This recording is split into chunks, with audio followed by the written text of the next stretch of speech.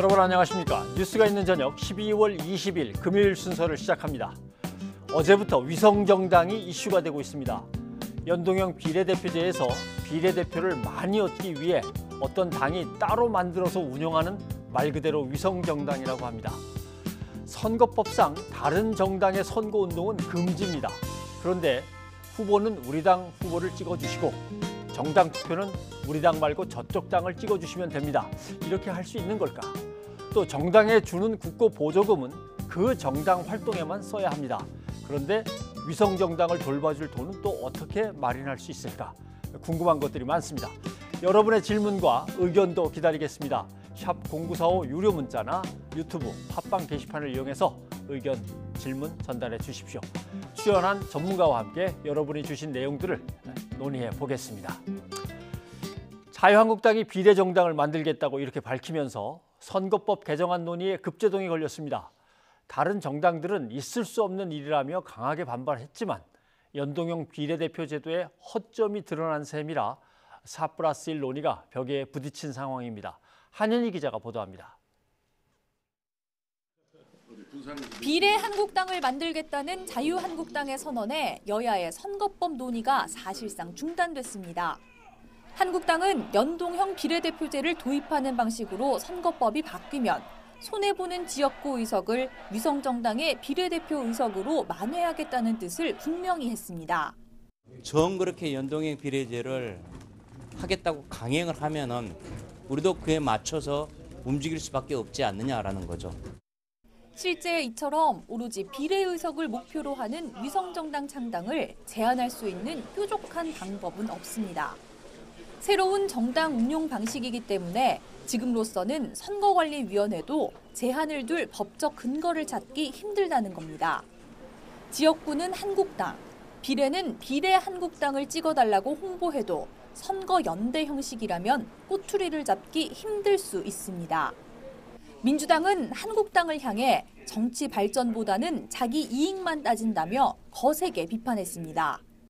이런 발상까지 할 수 있다는 것은 국민들이 행사하는 투표의 무게와 가치조차 본인들이 얻을 의석수에 비하면 가볍게 본다는 것을 의미하는 것입니다. 정의당을 포함해 다른 야당들도 한국당이 불법 자회사 정당을 만들겠다는 선포를 했다며 당장 계획을 철회하라고 촉구했습니다. 이어지는 비판에도 한국당은 4+1 협의체가 위헌적 선거법 개정을 추진하면서 괜한 트집을 잡고 있다고 반박했습니다. 상황이 이렇자 민주당은 사실상 단일안에 의견을 모은 공수처법부터 우선 처리하자고 제안했지만 다른 야당들은 어림없는 일이라고 반발하고 있습니다. 한국당이 위성정당 카드를 내밀면서 선거법 협상은 새로운 국면으로 접어들었습니다. 저마다 다른 셈법을 가진 정당들이 올해 안에 합의안을 만들기는 어려울 것이라는 우려가 커지고 있습니다. YTN 한현입니다. 계속해서 최창열 교수를 모시고 이 점을 좀 짚어보겠습니다. 어서 오십시오. 안녕하세요. 예. 자유한국당이 연동형 비례대표제에 대비해서 비례한국당을 준비하고 있다. 며칠 전부터 됐어요. 슬금슬금 이야기가 나오더니 공식적인 이제 선언이 나왔습니다. 어떤 발상인지부터 설명을 좀 해주셔야 될 것 같습니다. 저도 사실 그 보도 보고 깜짝 놀랐어요. 예. 우리 정치인들이 참 기발한 아이디어를 많이 가지고 있구나라고 느껴졌는데 이게 지금 현재 연동형 비례대표제라는 게 지역구 의석이 많아지면은 비례대표 숫자는 상대적으로 적어지는 겁니다. 그러니까 이제 정당 득표에 따라서 의석을 정해놓고 그 다음에 거기서 이제 지역구를 뺀 숫자를 이제 비례대표로 하는 거거든요. 연동형의 경우에 그렇죠. 준연동형은 그것에 이제 50%만 적용한다는 것이고, 그러니까 이른바 거대 정당들은 지역구에서 많이 이제 당선이 될 거란 말이에요. 특히 소선거구와 단순 다수제니까. 그럼 이제 비례대표제는 상대적으로 소수 정당들이 유리한 거죠. 바로 그것이 바로 이 연동형 비례대표제의 취지입니다. 그래서 이제 정당 득표대로 민심 그대로 이제 반영이 되게끔 하겠다는 건데. 그 비례대표를 별로 못 얻으니까 지금 말씀처럼 위성정당이란 그것이 무엇이 됐건 페이퍼 정당이죠, 말하자면.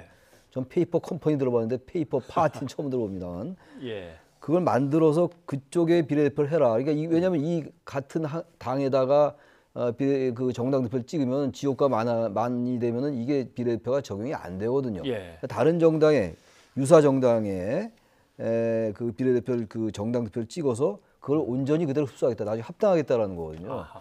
이건 그야말로 편법이고 꼼수입니다. 예. 이게 뭐 법으로 법에 맞는다 틀린다라는 그 실정법 위반 여부를 떠나서 이거는 연동형 비례대표제의 취지를 완전히 왜곡하는 겁니다. 예. 어떤 정당이 그러니까 이제 정당 득표를 이제 얻었는데 10%를 얻었다. 네. 그러면 국회의원이 300명이니까 10%면 30명을 그 30명. 당에 줘야 되는데 네.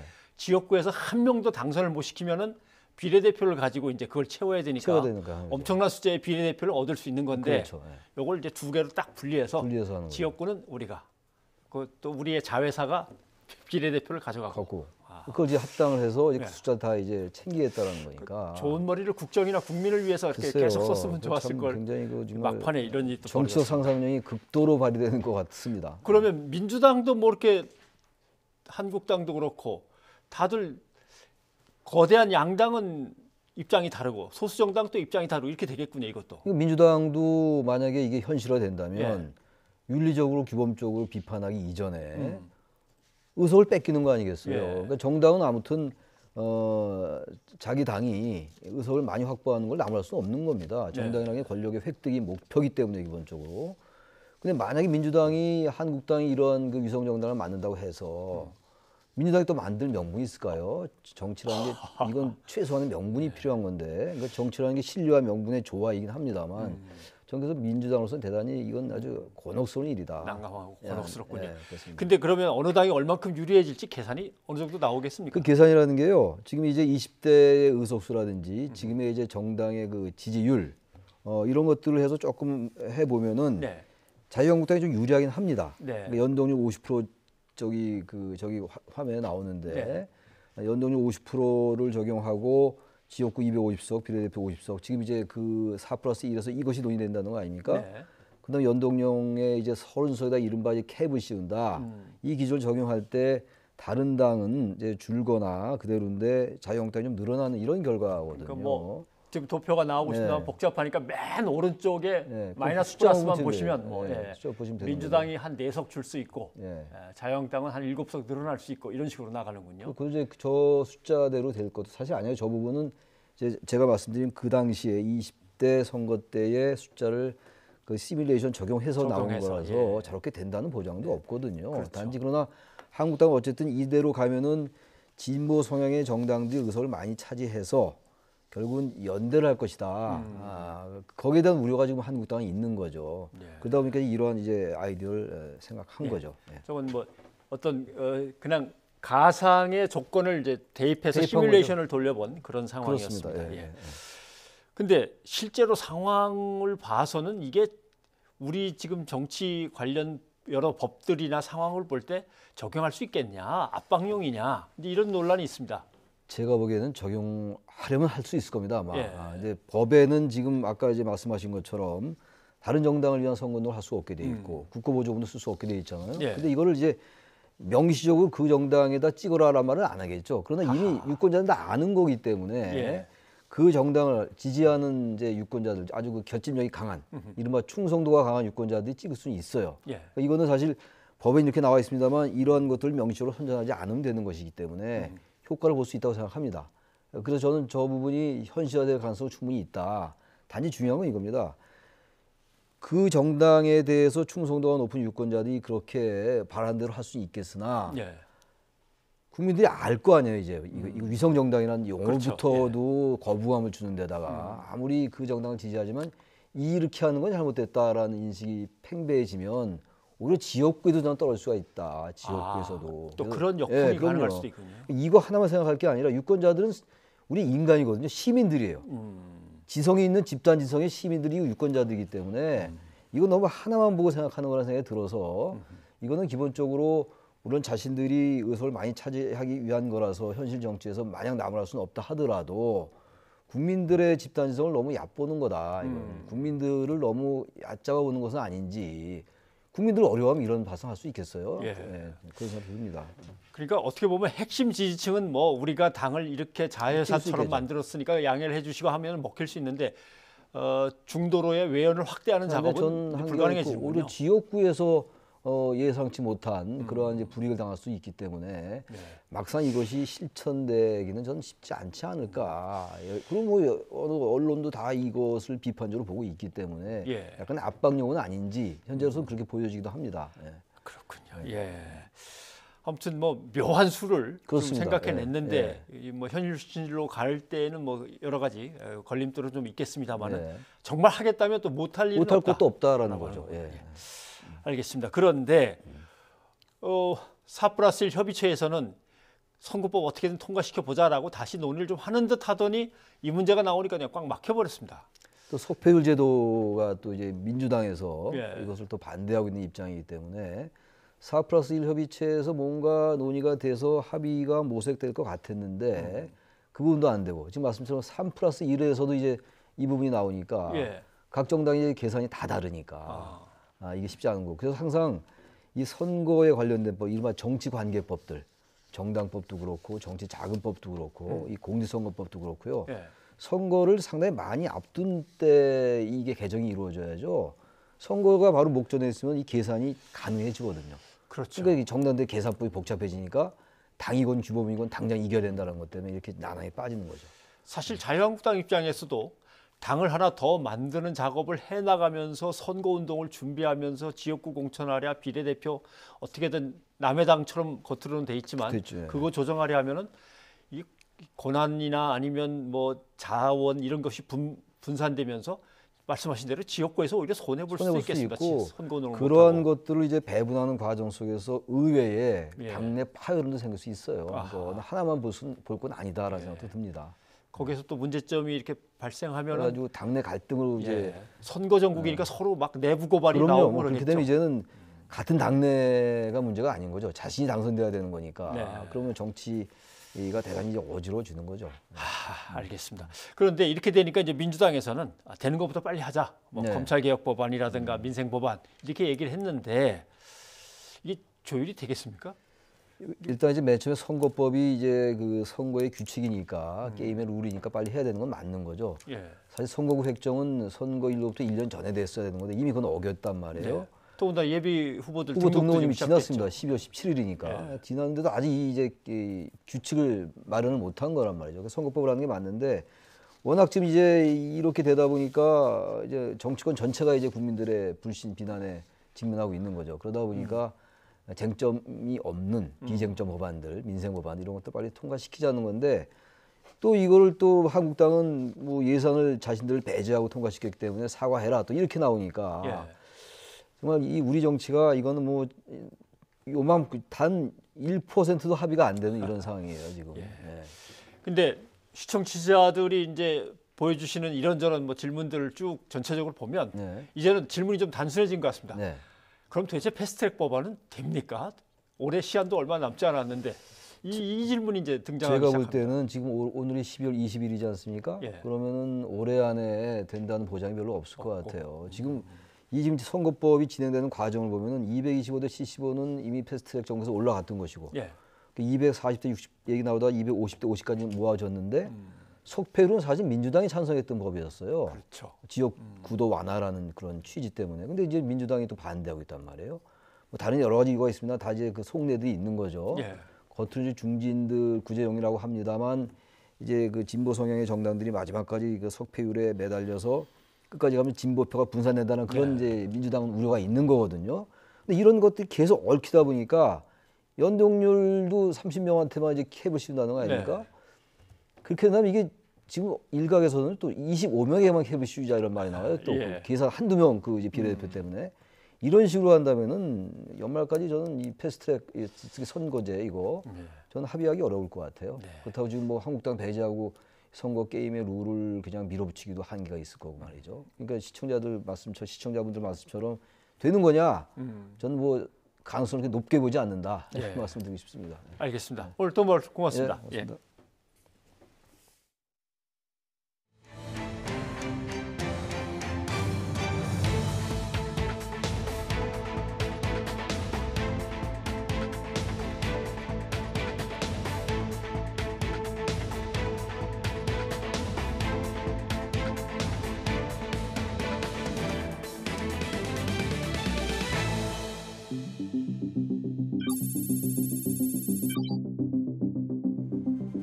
대한민국은 이미 만 18세 이상이 되면 그 국민으로서 자신의 권리와 주어진 책임을 다 해야 하고 다 하고 있습니다.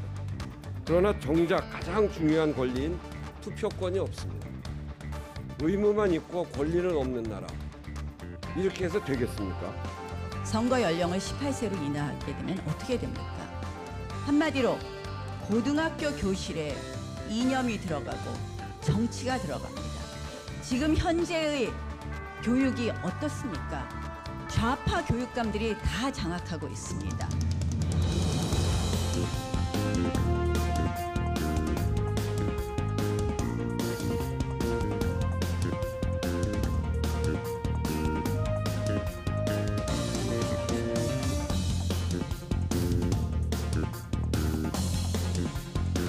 저희 YTN에서 왔는데요. 저기 인터뷰 한 번만 해주시면 안 될까요?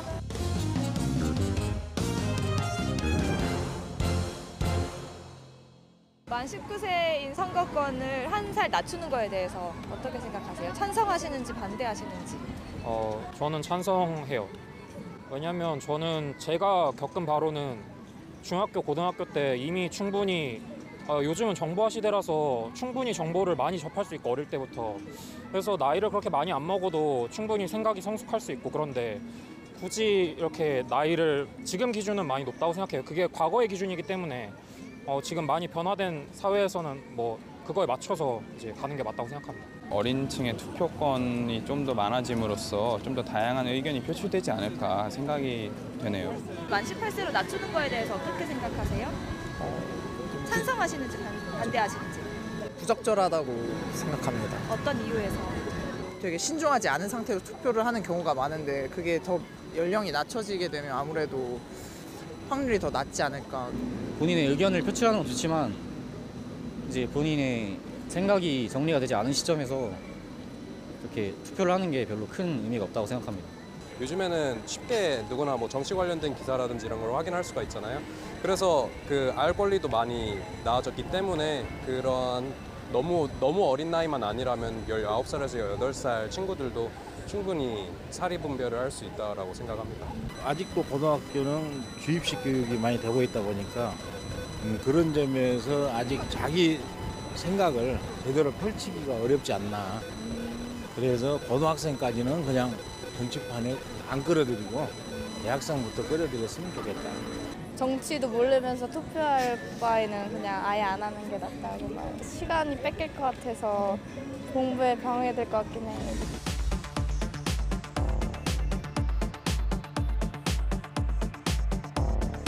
만 18세 선거권을 두고 찬반 논란이 뜨거운 가운데 여기에 대한 시민들의 반응도 다양했는데요. 관심이 주목된 사안인 만큼 계속 지켜볼 필요가 있어 보입니다. 네, 지금 언론에서는 뭐 연동률, 석패율 이런 공방이 오고 가고 있지만 사실 선거 연령 조정 문제만큼 일반 국민에게 또 선거판에 큰 영향을 미치는 것도 없습니다. 네, 맞습니다. 원래 만 20세 이상에게 부여됐던 선거권이 2005년 공직선거법이 개정된 이후 19세로 좀 낮춰졌잖아요. 네, 그렇습니다. 당시에도 낮추는 김에 18세로 그냥 쭉 내려가자 이런 주장이 있었는데 이거 뭐 받아들여지지 않았고 19세에 끝났죠.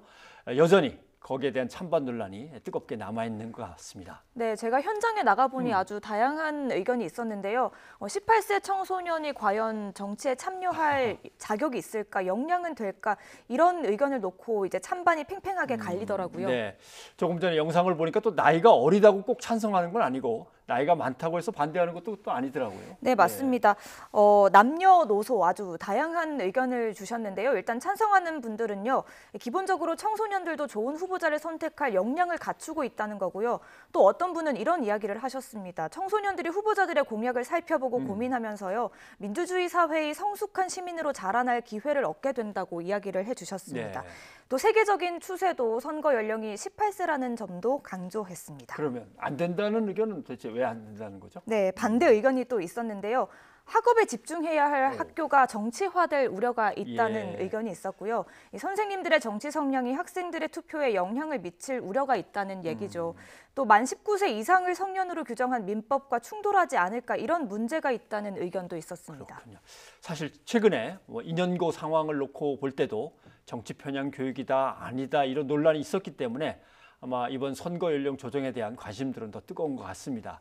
사실 교육의 기본 목표는 민주 시민을 길러내는 거거든요. 네. 그러니까 선거 연령 문제와 함께 어떤 방식으로 민주적인 정치 의식을 길러줄 건가 하는 것도 미리 준비를 좀 잘 해야 될 것 같고, 그리고 이 선거 연령의 조정이 아이들의 정치 의식이나 학교 현장에 어떤 변화를 가져올까 이것도 미리 다 논의를 해서 대비를 한 다음에 물론 시행은 해야겠죠. 네, 언제까지 해야 한다 이렇게가 아니라요. 이렇게 밟아 나가야 된다 이런 논의가 충분히 이루어졌으면 좋겠습니다. 네, 그렇습니다. 다음 소식입니다. 일본 정부가 한국에 대한 반도체 소재 수출 규제 조치 중에 일부에 대해서 완화하는 조치를 내렸습니다. 네, 까다로운 허가 절차를 조금 풀어주는 수준이라고 하는데요. 네, 도쿄 특파원을 연결해서 자세히 알아보겠습니다. 황보현 특파원. 네, 도쿄입니다. 네, 자세한 내용을 좀 전해주시죠. 네, 일본 정부가 지난 7월부터 강화한 한국에 대한 수출 규제를 일부 완화하는 조치를 단행했습니다. 일본 경제산업성은 한국에 수출되는 반도체 소재 포토레지스트를 특정 포괄 허가 대상으로 변경한다고 공시했습니다. 포토레지스트는 불화수소, 플루오린 폴리이미드와 함께 지난 7월 1일 일본 정부가 수출 규제를 내린 품목 중 하나입니다. 하지만 규제가 일부 완화됐어도 7월 1일 이전으로 완전히 돌아간 것은 아닙니다. 7월 1일 이전에는 포토레지스트의 경우 일반 포괄 허가 대상이었는데 오늘 완화 조치로 특정 포괄 허가 대상이 됐습니다. 포토레지스트 등 3개 품목은 당시 7월 조치로 일반 포괄에서 개별 허가 대상으로 바뀌어서 매번 일본 정부의 허가를 받아왔습니다. 그런데 이번에 포토레지스트만 3개 중에서 포토레지스트만 개별 허가 대상에서 특정 포괄 허가 대상으로 바뀐 겁니다. 특정 포괄 허가는 매번 일본 정부 허가를 받고 제품을 수입하는 일본 기업이 6차례 이상 거래해서 문제를 일으키지 않았을 경우에 일본 정부가 그 기업에 대해서만 3년에 한 번 허가를 받도록 우대를 해주는 제도입니다. 즉 최소 6번 이상 거래를 마쳐야 대상이 되는 상황이기 때문에 당장 우리 기업이 그 대상이 되지는 않을 것으로 보입니다. 7월에 포토레지스트와 함께 수출 제재를 받은 플루오린 폴리이미드 그리고 불화수소에 대해서는 이번에 바뀐 사항은 전혀 없습니다. 즉 세계 수출 규제 품목 중 1개에 대해서만 일본 정부가 상당히 미미한 단계의 규제 완화를 한 셈입니다. 우리 정부 관계자는 일본 정부의 이번 조치는 수출 규제 문제에 있어서 일부 진전이라고 평가할 수는 있지만 근본적인 해결책이 될 수는 없다는 반응을 보였습니다. 지금까지 도쿄에서 YTN 황보현입니다. 국회 밖에서 여야가 첨예하게 대립하는 사건이 있죠. 김기현 전 울산시장의 측근 비리를 파헤치던 수사가 과연 청와대 하명에 의한 것인가 하는 겁니다. 네, 얘기하신 대로 여야가 충돌하고 있는데요. 더불어민주당은 검찰이 계속 불공정하게 수사를 한다면 특검을 도입하겠다고 했고요. 자유한국당은 당시 청와대 핵심 인사들을 무더기로 검찰에 고발했습니다. 최기성 기자입니다.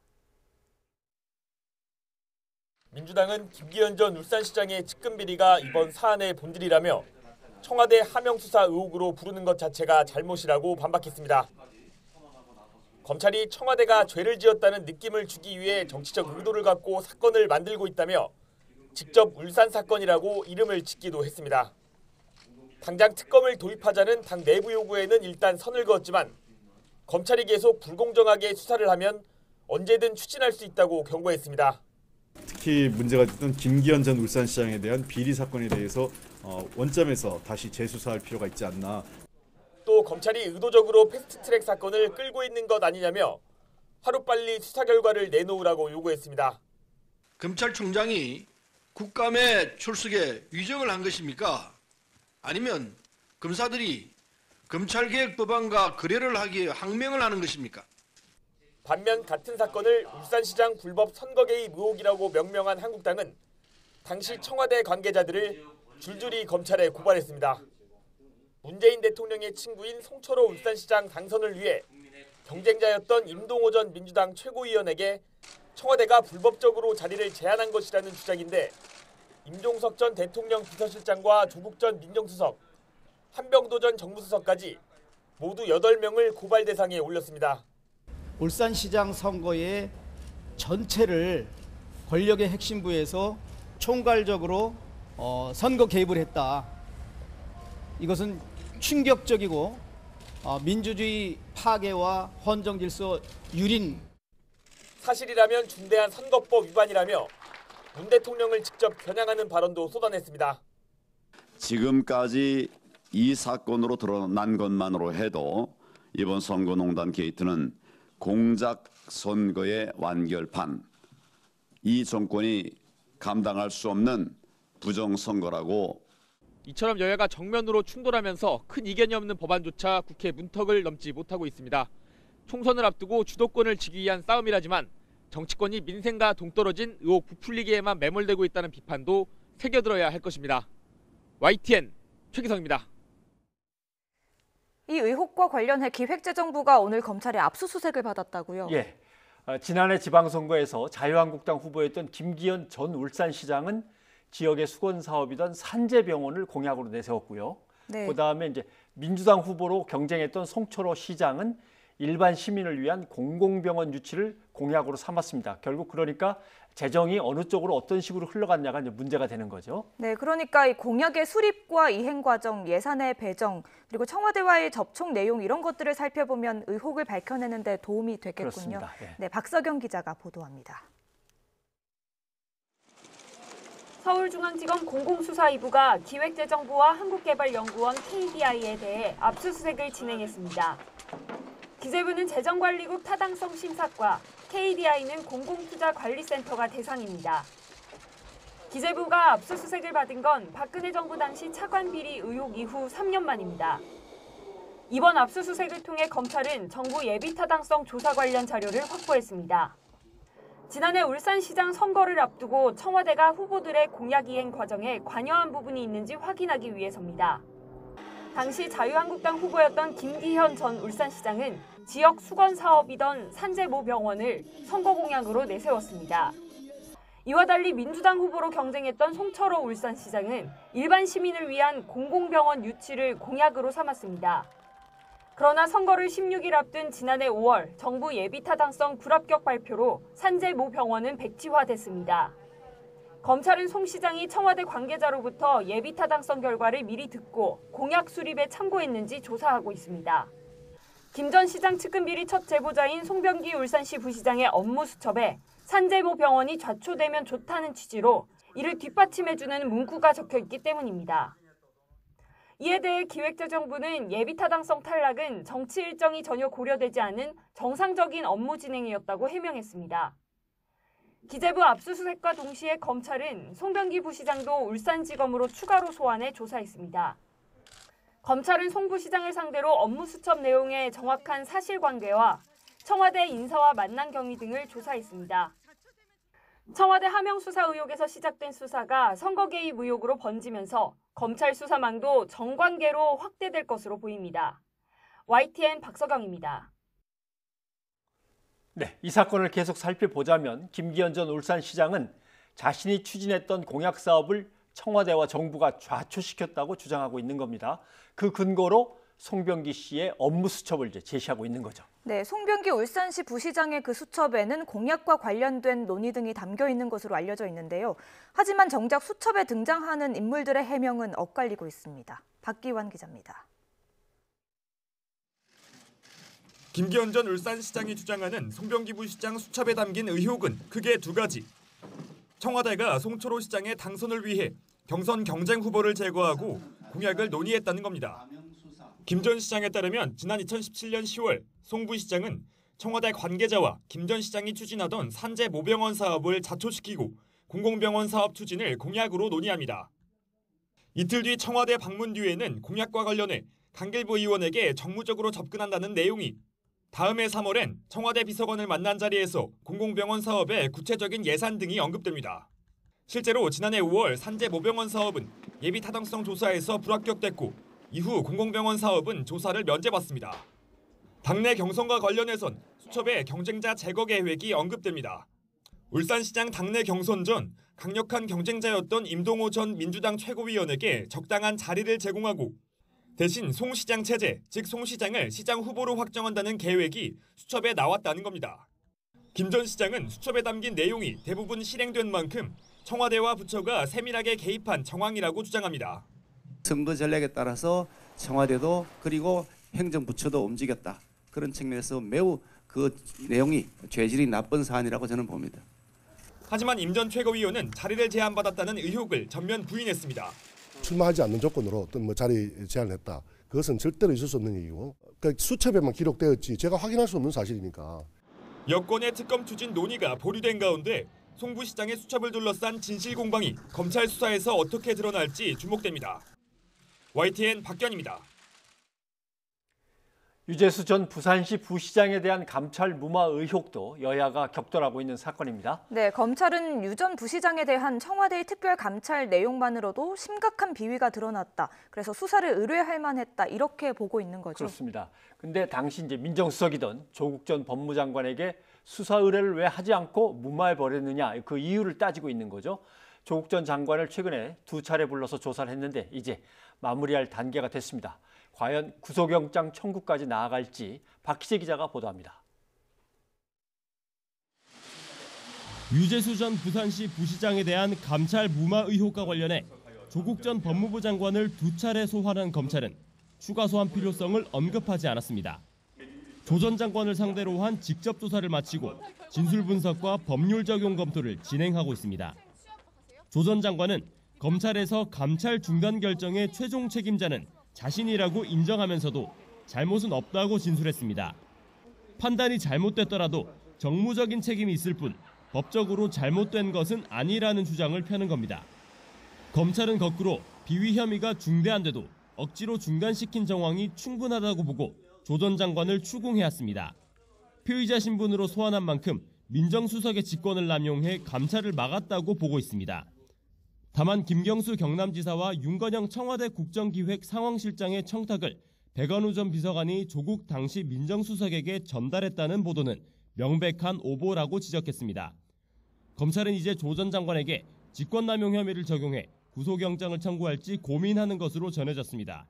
공식적으로는 아직 결정된 건 없다며 신중한 모습이지만 여러 주변 상황을 고려할 때 서두를 것이라는 관측이 많습니다.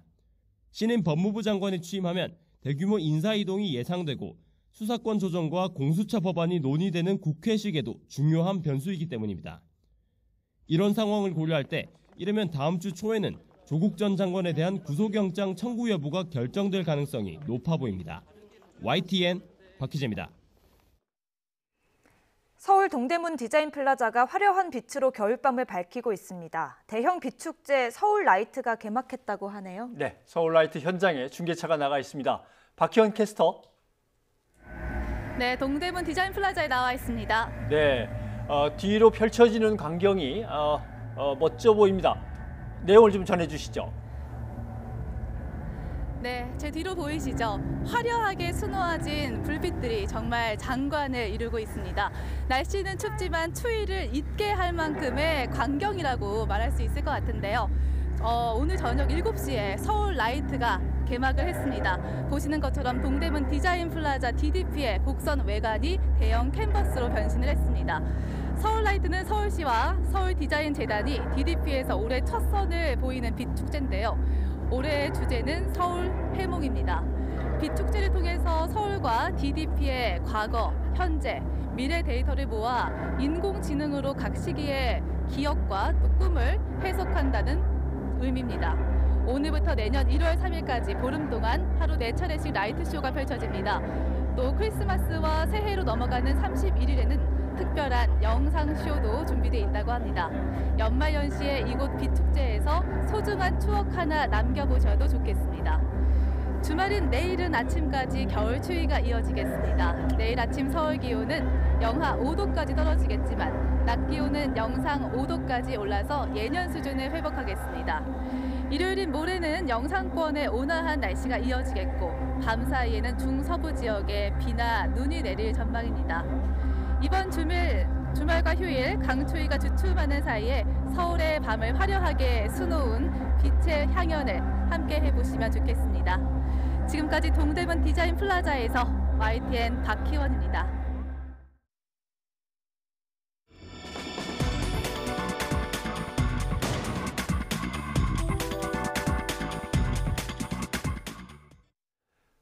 브리핑 있는 저녁 시간입니다. 오늘 주요 사건 재판 소식을 이연아 기자와 함께 알아보겠습니다.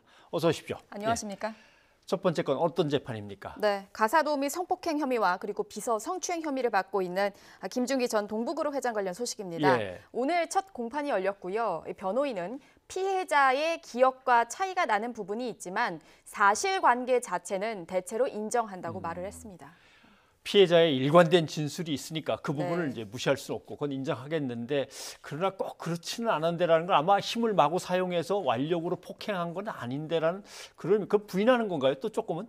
예, 그러니까 사실관계 자체는 뭐 대체로 인정한다고 봤지만 그 예. 혐의는 여전히 부인하고 있다라고 볼 수 있는데요. 김 전 회장의 변호인은 피해자들의 동의가 있었다고 주장하고 있습니다. 그러니까 변호인은요, 피해자들에게 위력으로 강제 추행할 의사가 없었다. 김 전 회장은 그 당시에라고 주장을 하고 있습니다. 예. 하지만 검찰은요, 당시 피해자들인 가사 도우미와 비서로 일했던 피해자들이 추행을 거부하기 어려운 지위에 있었던 점, 그리고 나아가서 지위를 이용해 위력으로 추행했음을 강조하고 있습니다. 검찰은 또 그 추행한 부위와 횟수, 그리고 또 피해자들의 발언 등을 상당히 구체적으로 언급을 하면서 오늘 이 재판에서 혐의 입증에 주력을 했습니다. 관련해서 다음 재판은 다음 달 21일 열리고요. 오늘 이 김 전 회장 측이 비서실장 등을 증인으로 신청을 했습니다. 관련 내용은 계속 취재해서 보도하겠습니다. 다음은 보복운전 혐의로 기소됐던 배우 최민수 씨 사건이 있었죠? 네, 예. 맞습니다. 그 보복운전 혐의로 재판에 넘겨진 배우 최민수 씨가요, 1심과 마찬가지로요, 오늘 항소심에서도 유죄 판결 선고를 받았습니다. 예. 항소심 재판부는 최 씨에게 징역 6개월에 집행유예 2년을 내린 원심 판결을 유지했습니다. 선고 후에 최 씨는 죄송하다며 상고 계획은 없다 밝혔는데요. 직접 들어보시겠습니다. 모든 일에는 다 뜻이 있다고 생각합니다. 그래서 감사히 받아들이고요. 저 개인적인 일로 이렇게 연말에 안 좋은 모습으로 또 이런 걸 모습을 보여드려서 좀 죄송하네요. 네, 뭐 최민수 씨 사건이 발생한 지가 좀 돼서 좀 가물가물하신 분들도 계실 텐데요. 네. 최 씨의 혐의를 좀 말씀해드리면은 사건은 지난해 9월 발생했고요. 서울 영등포구 여의도의 한 도로에서요, 보복 운전을 하고 상대 운전자에게 욕설을 한 혐의로 불구속 기소됐었습니다. 네. 그러니까 이제 항소심이니까 네, 최민수 씨가 일단 항소를 했고 검찰도 항소를 했던 거죠? 그렇습니다. 예. 그러면 둘 다 기각된 겁니까? 네, 그렇습니다. 그 항소심 재판부는요, 최민수 씨와 검찰 측의 항소를 모두 기각하고 원심 판결을 유지했습니다. 재판부는 원심 판단에 이 사실관계에 오인이 없고 정당하며 형량 역시 너무 무겁거나 가볍지 않다는 것이 기각 이유였습니다. 앞서 1심은요, 최 씨에게 징역 6개월, 집행유예 2년을 똑같이 선고했었습니다. 당시 이유는 이렇습니다. 1심 재판부가 최 씨 운전이 피해 차량 운전자에게 상당한 공포심을 안긴 점, 예. 그리고 최 씨가 법정에서 반성하지 않는 점 등을 판시하면서 양형 이유를 밝혔는데요. 말씀드린 대로 이제 이후에 검찰은 사실 이 선고 형량이 너무 가볍다. 그리고 최 씨는 형량이 너무 과중하다. 예. 유죄를 인정하지만 이런 서로 다른 이유로 항소장을 제출했지만 모두 기각된 겁니다. 네. 연아 기자 수고하셨습니다. 감사합니다. 5.18 민주화운동 당시 광주 교도소는 신군부가 희생자를 안매장한 곳으로 지목됐던 곳입니다. 이곳에서 신원을 알 수 없는 40여 구의 유골이 발견됐습니다. 법무부는 이 유골들이 5.18 당시의 행방불명자와 연관이 있는지 확인하고 있습니다. 나연호 기자입니다. 옛 광주 교도소터 공동묘지 땅속에서 사각형 콘크리트 구조물이 발견됩니다. 흙을 걷어내고 확인해 보니 이 부근에서 유골 40여 구가 나옵니다. 유골이 무더기로 발굴된 현장입니다. 이미 유골은 모두 별도 장소로 옮겨졌고 지금은 확인 작업이 이루어지고 있습니다. 발굴된 장소는 연고가 없는 수용자들을 묻은 공동묘지였습니다. 법무부가 옛 광주 교도소 자리에 솔로몬 로파크를 조성하는데 묘를 열어서 수습하는 작업을 하다가 뜻밖의 유골이 나온 겁니다. 맨홀 요 위에가 21기가 있었고 그 뚜껑 속에가 40몇 구가 있었다고요. 40 정확히 몇 군지는 모르겠어요. 이게 사각형으로 아까 보였잖아요. 그 사각 뚜껑 그 속에가. 법무부 관리대장에 있는 개인묘와 합장묘 111구에 포함되지도 않고 아무 기록도 없었습니다. 이 때문에 이번에 발굴된 유골이 5.18 민주화 운동과 연관이 있는지 확인하는 게 중요해졌습니다. 공동묘지 부근에다 매장을 했다. 이거 기록이 있으니까. 유골이라든지 매장되어 있는 형태를 대강 살펴볼 필요는 있다고 생각이 듭니다. 법무부는 모든 가능성을 열어두고 안치한 유골을 국과수나 국방부로 보내 DNA 검사를 통해 정확한 신원을 확인할 계획입니다. YTN 나연호입니다. 다음 주 크리스마스 직전에 한중일 세 나라의 정상들이 중국에서 잇따라 만나죠. 네, 북한이 비핵화 대화의 시한으로 정해놓은 연말이 얼마 남지 않은 가운데 마지막까지 치열한 한중일 외교전이 펼쳐질 것으로 보입니다. 김도원 기자입니다. 오는 23일 중국을 방문하는 문재인 대통령은 시진핑 주석과의 정상회담으로 일정을 시작합니다. 베이징에서 시 주석과 회담하고 오찬을 함께하며 한반도 비핵화, 한중 협력 증진을 논의합니다.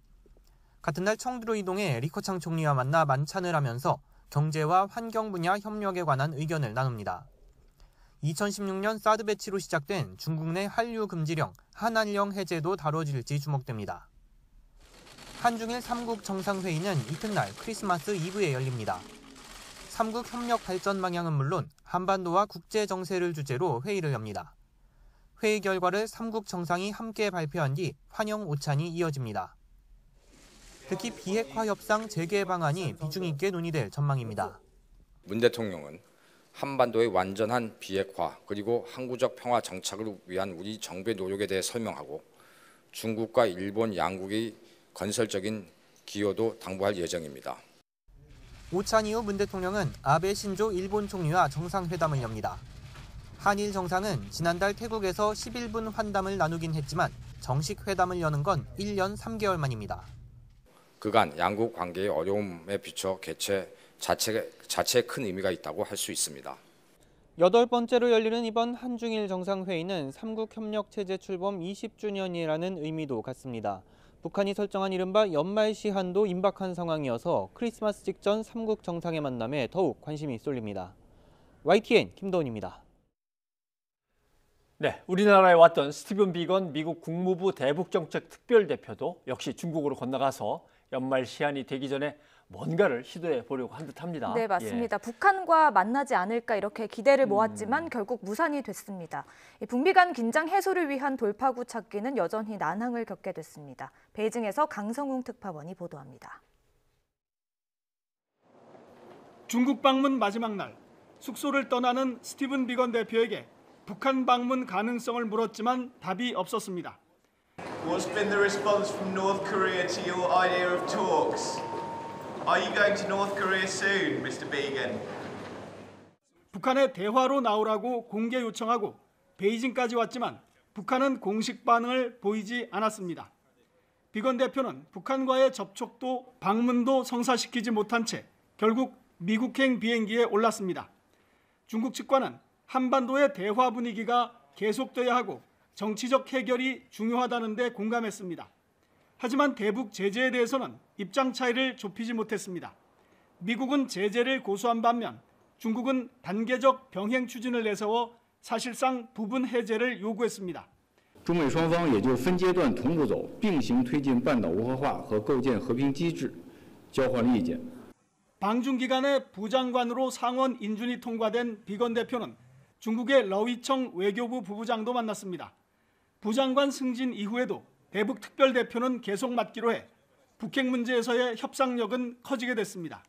지난 일주일 동안 한국, 일본, 중국을 차례로 돌았지만 비건 대표는 결국 북한을 협상의 장으로 불러내지 못했습니다.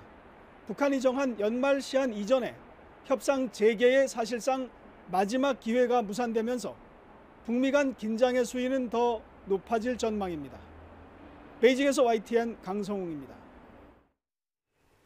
일본의 내년도 방위비 예산이 편성됐습니다. 사상 최대 규모라고 하던데요. 네, 그렇습니다. 이대로 확정되면은 아베 내각 출범 후에 8년째 계속 늘고 있는 거죠. 특히 공격력을 키우는 데 주안점이 두어져 있어서 안팎에서 우려가 나오고 있습니다. 보도에 김영근 기자입니다. 일본 정부가 의결한 내년도 방위 예산은 우리 돈으로 56조 4,800억 원 규모입니다. 이대로 확정되면 아베 내각이 들어선 뒤 8년째 증가에다 6년 연속으로 역대 최대 규모를 갈아치우게 됩니다. 이번 예산에는 특히 공격형 방위력을 확충하는 사업에 돈을 많이 투입하는 점이 두드러집니다. 스텔스 전투기 F-35B 구입에 793억 엔, F-35A 구입에 281억 엔을 배정했습니다. 차세대 전투기 개발에도 280억 엔을 떼어놓았습니다. 이와 함께 신형 호위함 건조에 944억 엔, 잠수함 건조에도 702억 엔을 배정했습니다. 그야말로 공군과 해군 전투력 강화에 많은 돈을 쓰겠다는 겁니다. 이와 함께 탄도미사일 관련 비용에도 1136억 엔을 책정했습니다.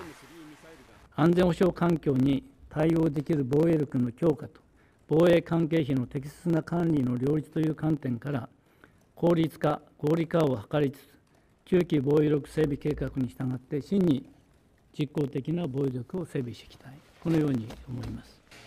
이처럼 방위 목적에서 벗어나는 수준의 공격력을 키우는 것은 일본 평화헌법 취지에 어긋난다는 지적이 안팎에서 나오고 있습니다.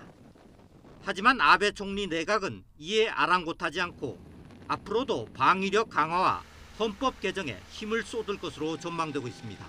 YTN 김영근입니다. 주한미군이 생화학 공격 감지 시스템을 부산항 8부두 기지에서 일부 공개했습니다.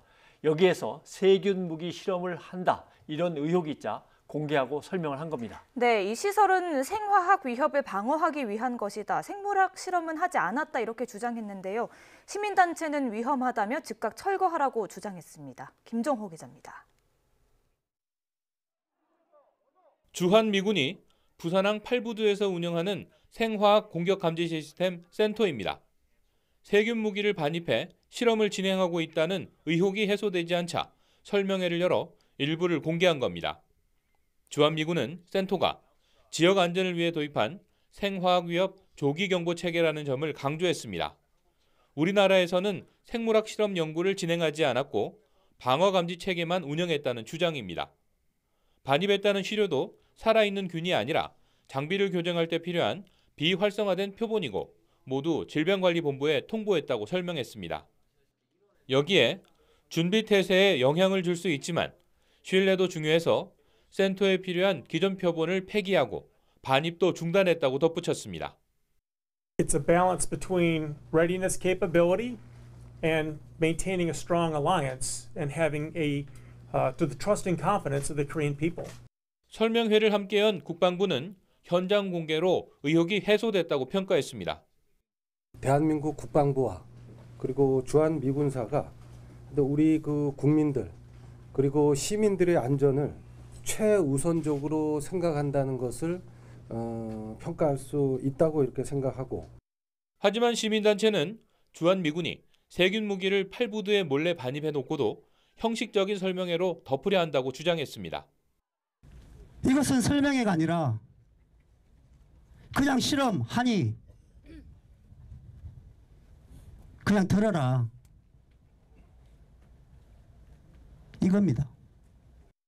또 주민 안전을 위해서는 설명회를 할 게 아니라 시설을 즉각 철거하라며 설명회가 열리는 동안 부대 밖에서 항의 기자회견을 진행했습니다. YTN 김종호입니다.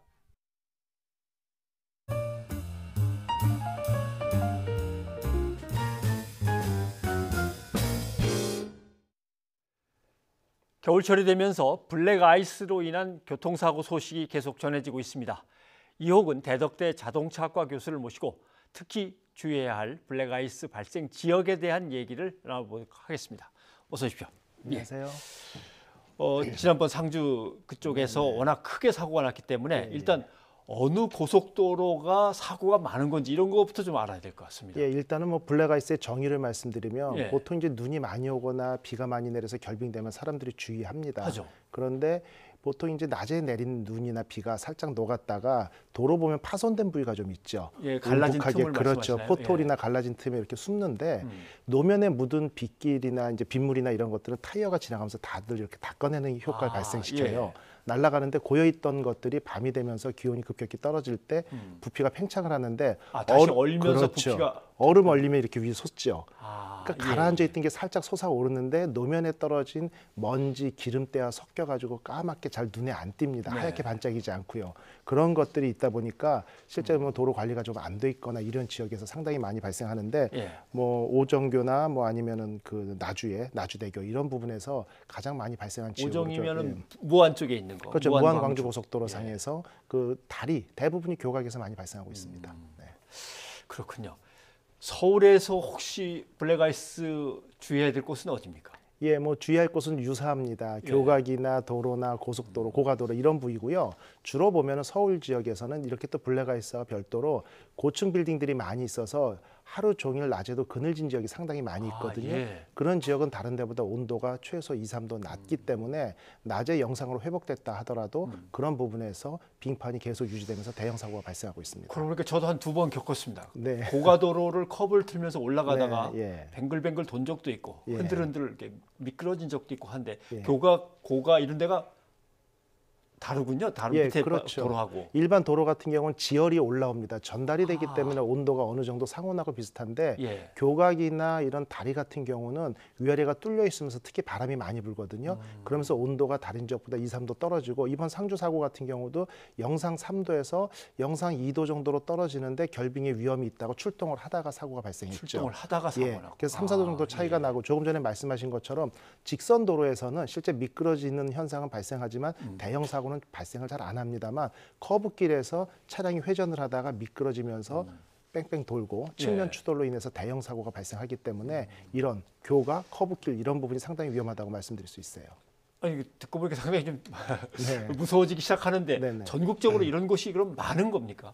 생각보다 많습니다. 전국적으로 이제 다발 지역으로 3건 이상 발생한 곳이 전국에 2014년부터 18년 4년간의 데이터로 3곳 이상, 3회 이상 발생한 곳을 보면 117곳으로 분석되고 있습니다. 예. 데이터는 이제 중앙일보가 도로교통공단 교통사고 분석 시스템에서 공개한 빅데이터를 근거로 이렇게 데이터를 추렸는데요. 생각보다 많은 지역에서 많은 사고가 발생하고 있는데 이런 부분이 또 결빙하고 블랙아이스하고 또 구분되는 경우가 상당히 더 쉽지 않기 때문에 생각했던 것보다는 더 많은 지역이 위험에 노출됐다 이렇게 분석되고 있습니다. 그러면 블랙아이스가 자주 발생할 수밖에 없는 이제 지역적인 특징이나 네. 도로의 특징, 조건 같은 것들 지금까지 얘기해 주신 거 말고도 더 설명해 주신다면 어떤 게 있습니까? 예, 최근에 이제 블랙아이스 사고가 많이 발생하는 이유가 뭔가 저도 생각해 봤습니다. 예. 뭐 도로 위나 교각 같은 데서 바람이 많이 통하고 위험하다 아니면 산 기슬이나 산끈을 최근에 고속도로 같은 경우는 지가 보상 때문에 그런지 터널을 많이 뚫으면서 산악으로 많이 교각이 형성되죠. 그러니까 최근에 고속도로를 달리다 보면 터널 지나서 교각, 터널 지나서 교각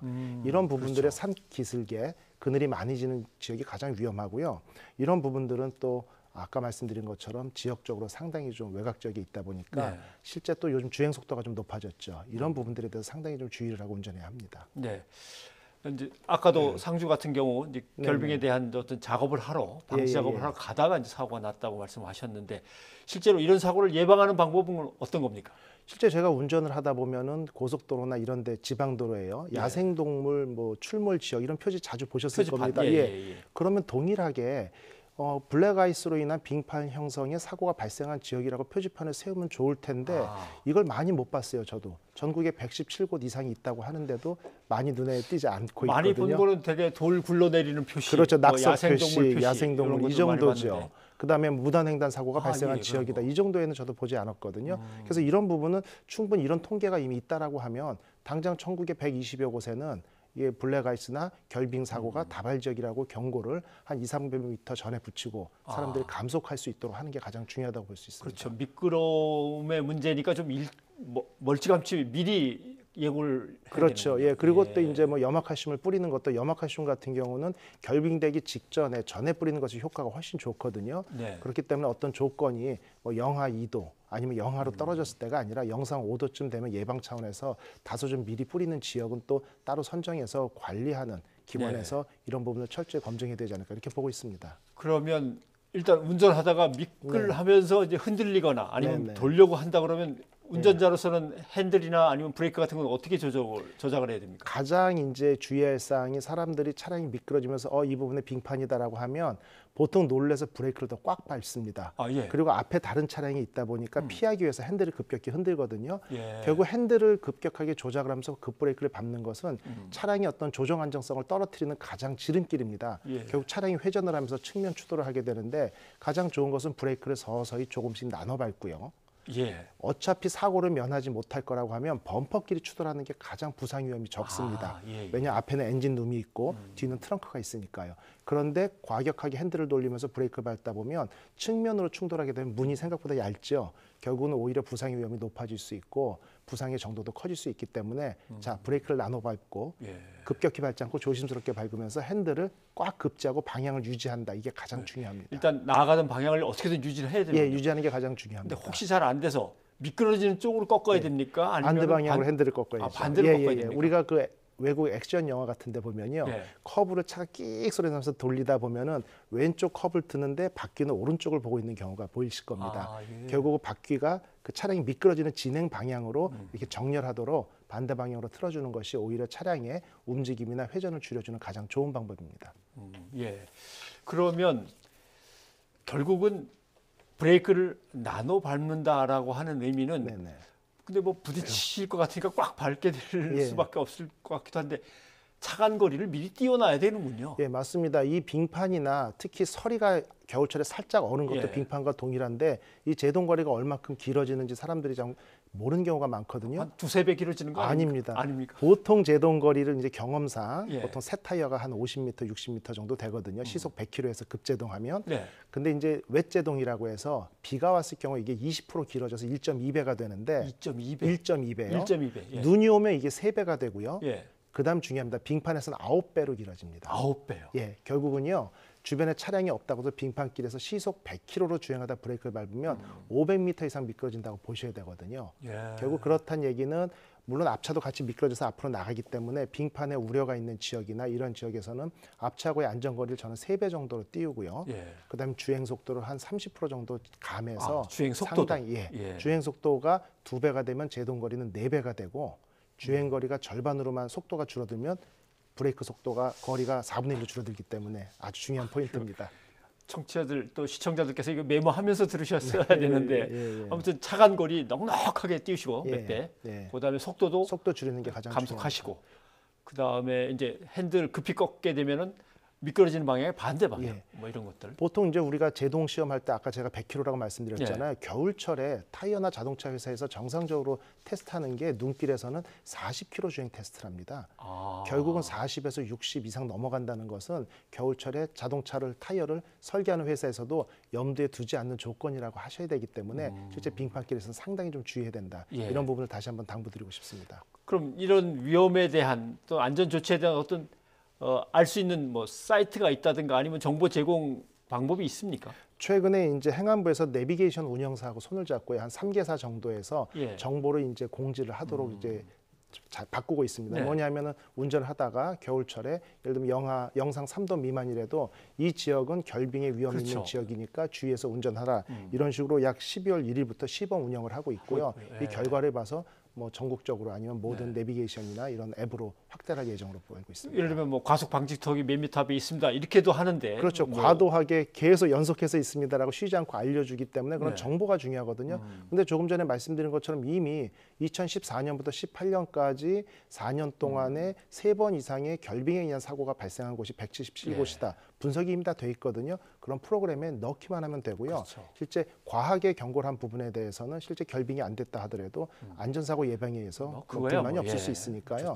그렇게 진행하는 게 맞다고 보여집니다. 하여튼 주요 지역에는 좀 앞에 넉넉하게 앞에 표지판도 좀 세워주시고 이런 정보들은 내비에다 다 함께 공용할 수 있도록 좀 넣어주시고 이래야 되겠군요. 예, 교수님 오늘 도움 말씀 고맙습니다. 고맙습니다. 포켓볼에 여제로 군림했던 김가영이 3쿠션 프로 당구로 전향한 뒤에 첫 우승을 차지했습니다. 함께 프로에 진출한 차유람도 8강에 오르는 등 포켓볼 스타들의 3쿠션 성공 시대가 열리고 있습니다. 양시창 기자입니다. 당구대를 한참 바라보던 김가영이 과감한 밀어치기를 시도합니다. 큐를 힘껏 밀어쳐야 가능한 쉽지 않은 길이지만 김가영의 큐를 떠난 공은 마지막 이적구까지 정확하게 맞습니다. 네, 김가영 아주 파워풀한 득점에 성공. 기세를 올린 김가영은 차곡차곡 점수를 쌓았고 마지막 바깥 돌리기까지 침착하게 경기를 마무리합니다. 프로 당구리그 LPBA 전향 뒤 6번째 대회만의 첫 우승. 포켓볼 여제라는 꼬리표를 떼고 3쿠션 여제로 우뚝 선 순간입니다. 준비한 시간이 짧았는데 그에 비해서 너무 좋은 결과 얻을 것 같아서 조금 불안하기도 하고 한데 그 불안함을 없앨 수 있을 만큼 더 훈련에 매진을 해서 더 좋은 모습으로 보답하도록 하겠습니다. 1996년 당구에 입문한 김가영은 포켓볼에서 세계를 제패했습니다. 2011년 투어 챔피언십 우승을 시작으로 2015년 차이나 오픈까지 석권하며 세계 최초로 여자 포켓볼 그랜드슬램을 달성했습니다. 이어 지난 6월 프로 당구리그 출범과 함께 3쿠션 전향에 도전해 6개월 만에 첫 승을 달성했습니다. 이번 대회에서는 포켓볼의 여신 차유람도 3쿠션 성공 가능성을 내비쳤습니다. 시즌 초반 기대 이하 성적으로 일부에서 비판이 나오기도 했지만 대회를 걸으며 훈련한 끝에 처음으로 8강까지 오르는 저력을 보였습니다. 포켓볼을 주름잡던 스타 선수들이 3쿠션 프로 무대에서도 두각을 나타내면서 LPBA는 남은 시즌 더욱 치열한 접전을 예고하고 있습니다. YTN 양시창입니다. 네, 이어서 여러분이 보내주신 의견 소개해드리겠습니다. 네, 0181님. 위성장단과 관련해서 말도 안 됩니다. 민심과는 점점 멀어지기만 하네요. 이렇게 의견 주셨네요. 네, 그리고 9330님도요. 석패율에 이어 위성정당까지 선거법 상황이 너무 답답합니다. 이렇게 보내주셨습니다. 그리고 선거 연령 얘기가 있었는데 소위처에서 6361님. 좋은 대학에 가기 위해 열심히 공부하기에 바쁜데 시간도 부족한데 정치판에 끌어들이면 안 됩니다. 이래 주셨네요. 네, 3920님은요. 심각하게 생각해야 할 문제인데 연령이 낮아서 판단력이 떨어진다고 생각하지는 않습니다. 네, 이렇게 보내주셨습니다. 9691님도 어린 학생들은 부모 영향을 많이 받는데 선거 연령을 낮추면 문제가 있다고 생각합니다. 부모님의 뜻에 따라서 같이 찍는다는 얘기 같으네요. 네, 오늘도 의견 보내주신 모든 분들 감사드립니다. 네. 자, 올해도 이제 열흘 정도밖에 남지 않았습니다. 아까 박희원 캐스터의 중계 보니까 겨울을 실감케 했는데 정말 연말이구나 하는 생각이 들더라고요. 그렇죠. 내일은 주말이고요. 또 모레는 동지더라고요. 동지. 팥죽 드셔야죠. 동지를 작은 설이라고 예전에는 불렀습니다. 한 해 마무리 잘하고 새해 맞을 준비하라 그런 의미겠죠. 그래서 이제 나쁜 기운을 물리치라고 붉은색의 동지 팥죽을 한 그릇 먹고 기운 내는 거죠. 네, 생각만 해도 맛있을 것 같은데요. 동짓날 그리고 남은 연말 행복하게 따뜻하게 보내시라고요. 오늘은 박효신의 해피투게더 들려드리겠습니다. 뉴스가 있는 저녁은 다음 주에 다시 찾아뵙겠습니다. 여러분 고맙습니다.